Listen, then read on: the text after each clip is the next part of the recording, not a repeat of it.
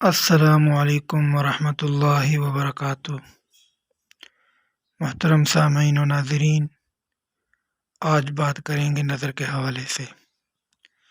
انسان اپنی نظر کو اللہ کی رضا کے لیے جتنا نیچا کرے گا، غیر محرم سے اور ان تمام چیزوں سے نظر کو بچائے گا جن سے اللہ کے محبوب صلی اللہ علیہ وسلم نے روکا ہے اور اللہ جل شانہ نے منع فرمایا ہے،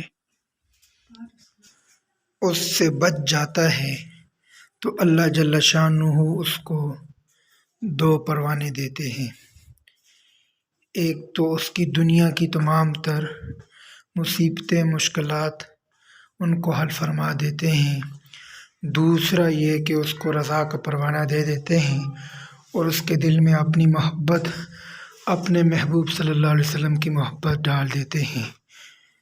کہ اپنے ہیں انہیں وہ تہجد میں نہیں سونے دیتے، جو اپنے نہیں ان کو فجر میں بھی نہیں اٹھنے دیتے۔ اب تعالی شانوں میں اپنا بنا ہے، میرے ساتھ فرمائیے اس دور میں فرمائیے، اب تعالی شانوں کے سب سے قریب ترین کرنے والا عمل نظر کی حفاظت۔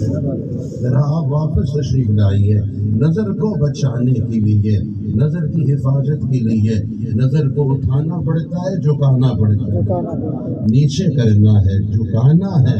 اور پھر دوسری روایت مبارکہ کی طرف جائیے، من تواضع للہ رفعہ اللہ، اس لیے اللہ کے خوف سے اپنی نظر کو جھکایا ہے، رب نے اس چیز کو اٹھایا اور اپنا بنایا ہے۔ غزے غسل فرمائیے۔ اور یہ بات بھی آپ ذرا دہرا دیجیے، نظر میں آبرو کا مشعلہ ہے،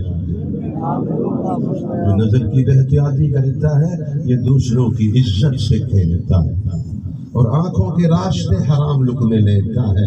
نظر میں آبرو کا مشعلہ ہے، یہ ماں بیٹی بہو کا مشعلہ ہے۔ نظر بازی سے باز آنا پڑے گا، نگاہوں کے وضو کا مشعلہ ہے۔ آنکھیں ناپاک ہو جاتی ہیں، اب تعالی شانہ ہم سب کو اہل دل بنائے، زندہ دل بنائے، اہل محبت بنائے، درد محبت عطا فرمائے، مجبور محبت بنائے۔ اور دعوت کا کام، تبلیغ کی محنت، یہ ہماری ذمہ داری